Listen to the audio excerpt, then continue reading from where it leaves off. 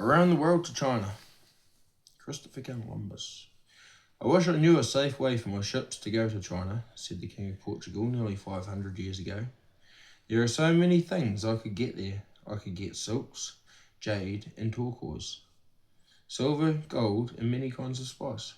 The king sent a ship down the coast of Africa to see if it could go around the land and sail east to China, but the sailors were afraid. They went only a little way and returned to Portugal. Another ship tried, then a third and a fourth. Each went a little farther than the ship before, but still there seemed to be no end to Africa. There is a sailor named Christopher Columbus who had come to see me. He says that the world is round. He says he can go to China by sailing west around the world. What do you think? The wise old men shook their heads and their long white beards. No, said the one. That cannot be done. No, said the another. He will sail forever, and he will come nowhere. No, said a third. The world is not round, it is flat. He will fall off the edge. Then the king forgot about Columbus and tried again to sail east around Africa. Columbus went to see the king and queen of Spain. If you will give me a ship, he said, I will sail around the world to China. I will fill my ship with gold and precious stones and spices and silk. There I will bring back to you. This is interesting, said the king, but I am too busy with my armies. Come back some other time. Columbus went to see the king of England. Your idea might be good, said the king, but I have no ships to spare. Columbus was discouraged. He thought about seeing the king of France. Go to see the king of Spain again, a friend said. He is no longer busy with his armies. So Columbus went. What will you do for me if I give you some ships? The king of Spain asked Columbus this time. I will bring you all the precious things of the east, answered Columbus. I will find new lands of which you will be king. I will also teach the people of China the stories of the Bible. And what do you want for yourself? Asked the queen. I want to be admiral, said Columbus. I want to be governor of all the lands I find. Besides, I want a part of all the things that I bring back. Oh no, that is too much, exclaimed the king and queen together. We won't give you any ships, that's too much. The tax gatherer heard all this. He said to the queen, you are making a mistake. What Columbus asks won't cost you much, and if he finds a way to China, you will be very rich. That is right, the queen decided. We will give him the ships. So the king and the queen of Spain arranged for Columbus to have 3 ships, a large one named Santa Maria, a medium one named Pinta, and a small one named Nina. And Columbus very happily sailed away. For days and days the 3 ships sailed. You will see that we will get nowhere, said a sailor with gold rings in his ears. We shall fall off the edge of the world and be lost. Before that happens, said another, some big sea serpent will have swallowed us up, ship, mast and all. They sailed on and on. They could see nothing ahead but the neat line where the blue sea ends and the blue sky begins. Once the landman in the crow's nest cried, Land, land, but he had cried too soon. It was only a cloud.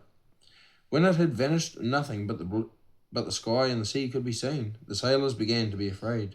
The sea has no end, they said. We shall sail like this forever.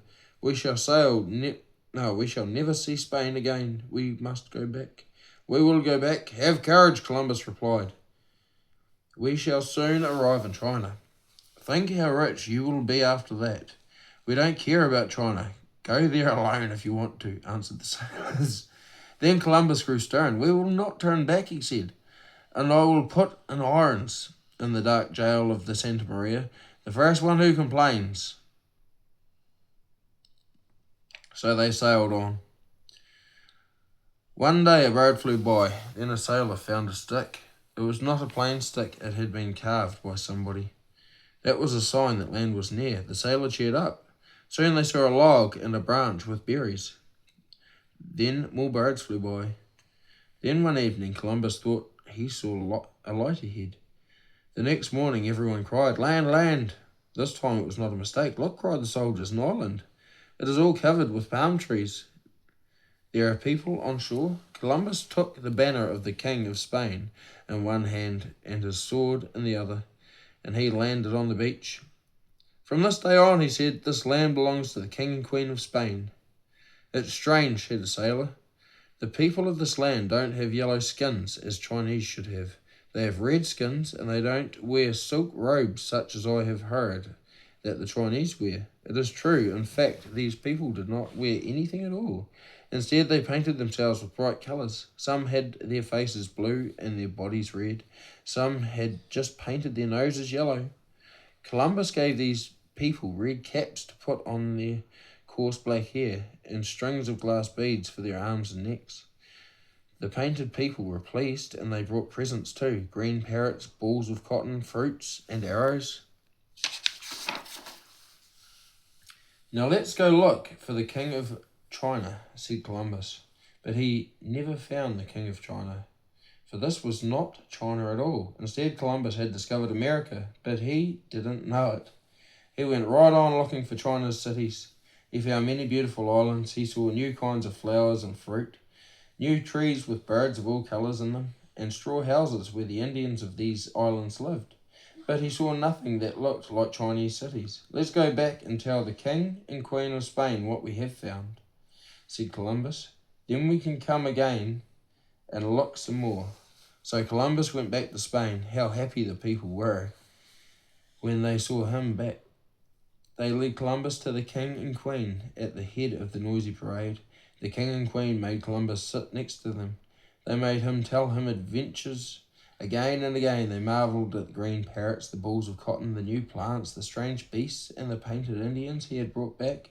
Columbus went to America 3 more times. He still hoped to find the rich cities and to visit the great King of China. He never knew he had found a great new land which no one in Europe had known since Leif Erikson's day 500 years before.